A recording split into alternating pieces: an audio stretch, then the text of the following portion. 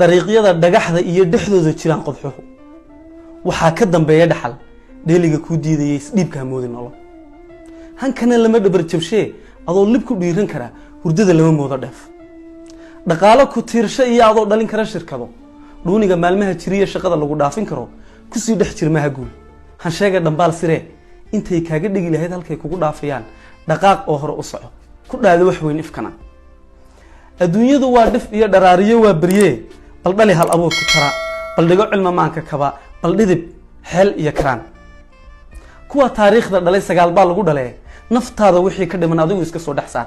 hadduu badda kaa dhex galo ka soo qabo oo dhex quus daruuraha sii dhex raac